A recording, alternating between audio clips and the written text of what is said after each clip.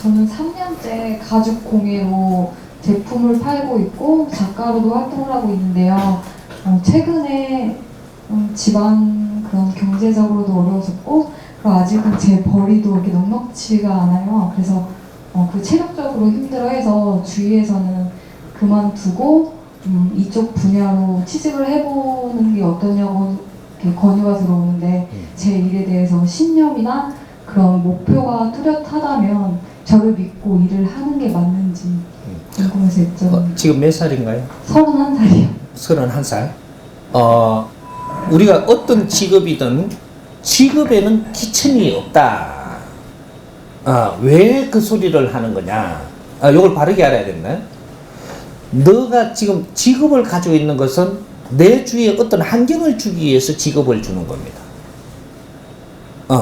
그걸로 먹고 살으라고 그 직업을 주는 게 아니고 이 사회에 어떤 식으로든 접근할 수 있는 길이 열리는 것인데 그래서 우리 젊은 사람들은 이제 30대라면 30대 초반이라면 지금 내가 내 주위에 있는 환경들로 내 공부를 하고 있는가를 보라.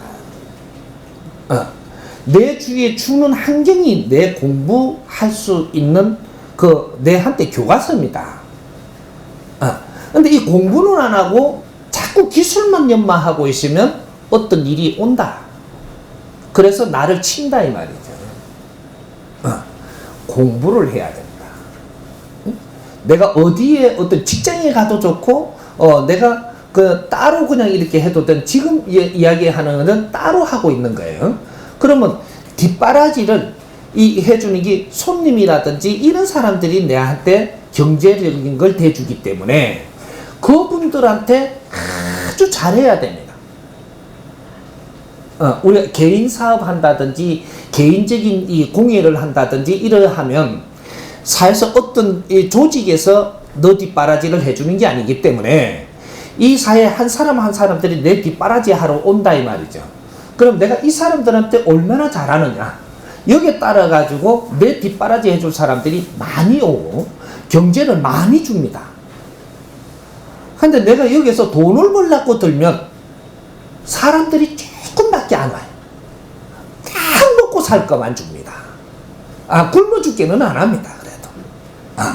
근데 그게 우리한테 이제 공부할 수 있는 환경을 주는데, 이것은 개인 사업을 하든, 직장에 들어가든 젊었을 때는 너 공부할 조건을 주는 것이지, 돈을 벌어서 네가 출세하고 잘 되는 길을 주는 게 아니다. 이 말이죠. 내가 공부를 열심히 해서 내 실력을 갖춰놓으면 안에 내공이 질량이 좋아지기 때문에 사람이고 돈이고 내한테 몰려옵니다. 내공이 있다라는 것은 어떤 물질과 이는 전부 다 이런 기운을 끌어당긴다라는 소리예요. 중력이 생기면 그 바운더리에 들어오는 걸 다 끌어당기듯이 내공이 생기면 내가 필요한 이 에너지를 끌어들여놓는다 이 말이죠. 그래서 스스로 된다. 이것이 지식을 갖추는 것은 내 내공을 키우는 겁니다. 내공을 키우면 모든 게 필요한 게 다 온다. 근데 내공은 안 키우고 지식은 안 갖추고 기술만 갖추고 있는 거예요. 이러면 한계가 온다. 몸에 무리가 올 수도 있고 삶이 어려워질 수도 있고 여러 가지로 해갖고 내가 그 일을 하기에 힘들게끔 만들어준다. 이런 것들은 우리가 지식을 갖추고 주위에 내한테 주는 환경을 감사히 여기고 그분들한테 내가 성심껏 노력을 하는 이런 게 없었기 때문에 이런 게 오는 겁니다. 지금이라도 그걸 다시 하고자 한다면 내한테 오는 이 손님 한 사람 한 사람, 주위의 사람 한 사람 한 사람한테 전부 다 내가 존중하고 그 사람들한테 어떻게 할 것인가를 생각을 하고 그분들을 위해서 내가 무엇을 할 것인가를 생각을 해라. 그러면 100일만 내가 그렇게 하면 환경이 달라지기 시작을 한다.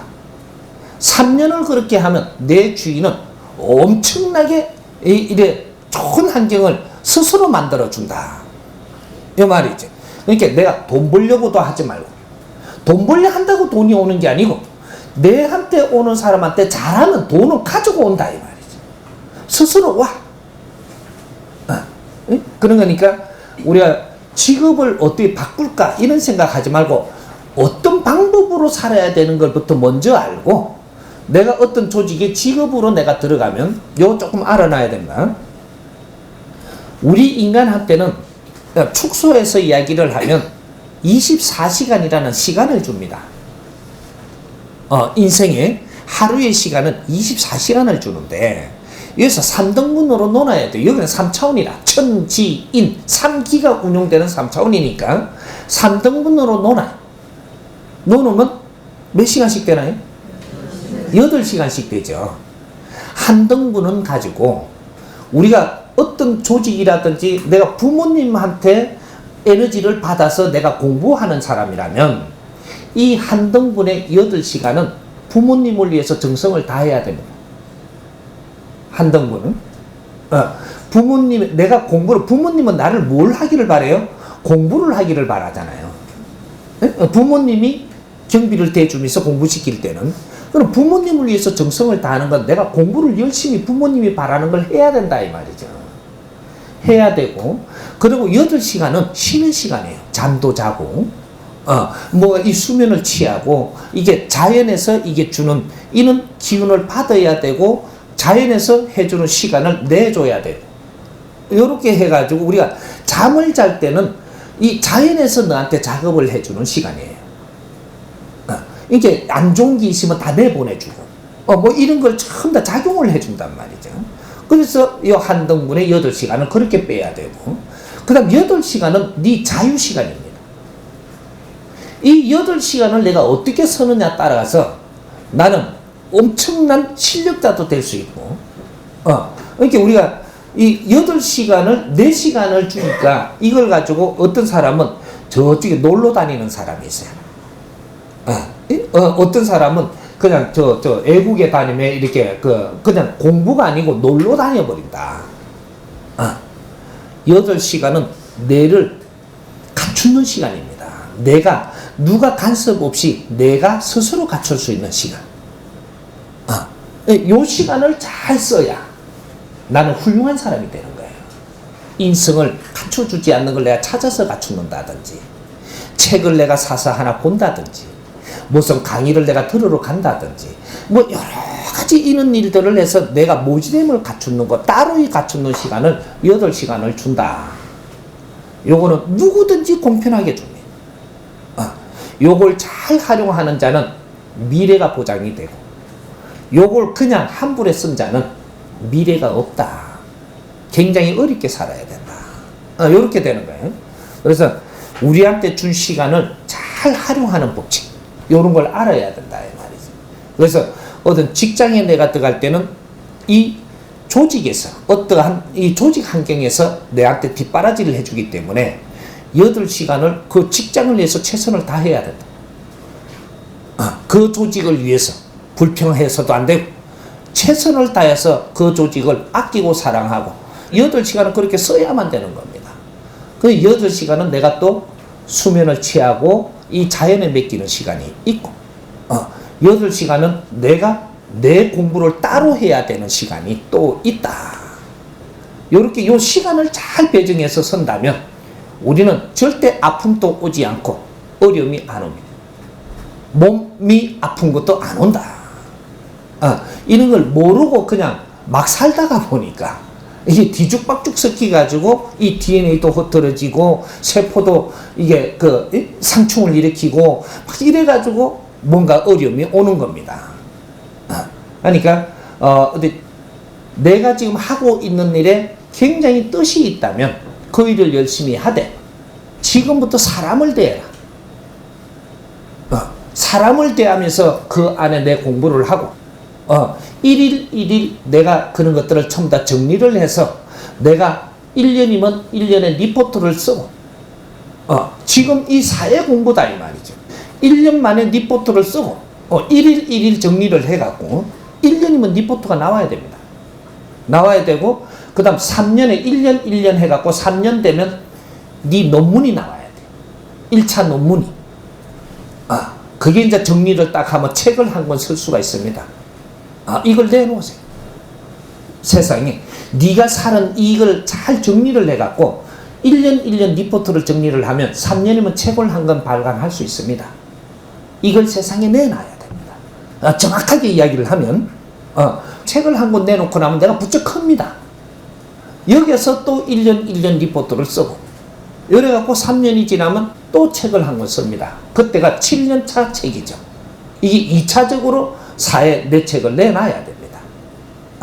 그래서 10년 되면 또 책을 쓰는데 이건 총정리를 해가지고 책을 내놓으면 너한테는 인연들이 다가옵니다. 이때 너의 길이 정해진다. 우리가 이 대한민국은 말이죠. 학교에서 우리가 논문을 썼다라고 우리는 뭐가 됐는 줄 아는데 대한민국 학교는 서양 학교하고 달라요. 대한민국 학교에서 논문을 써갖고 박사를 따잖아요. 요렇게 논문 쓰는 거라고 가르쳐 준 것만 하는 거지 여기에는 논문이 없습니다. 대한민국 학교에 여기 논문 쓰는 법을 가르쳐 주는 것이다. 근데 진짜 논문은 사회에서 쓰는 겁니다. 사회 접근해서 사회에서 공부를 해서 3년차 논문이 나오고 그러면 진짜 사회 학사가 됩니다. 그 다음 7년차가 돼가지고 논문을 하나 써내면 이것이 너는 석사가 돼요. 사회 석사. 국민한테 내가 발표한 석사가 된다 이 말이죠. 10년 돼가지고 내가 사회에다가 총 결산을 해갖고 책을 한권 써내면 너는 사회 박사가 돼요. 이게 우리가 대한민국은 교육이 지금 다른 것이다 이 말이죠. 학교에서 박사 받았다고 네가 박사라고 이렇게 살면 너는 절대 빛나게 못 산다. 인기는 조금 얻어질란지 몰라도 나중에 가면 전부 다 인생이 희한하게 어렵게 산다 이 말이죠. 응? 내가 박사가 된 사람이 내 부인 성미도 모르고 근기도 모르고 내 자식의 근기도 모르고 내 자식의 성격도 몰라요. 박사라는 사람이 내 주위에 친구하고 이거 우애도 덜 좋고 내 가족들하고도 안 좋고 이게 뭔 놈의 박사예요.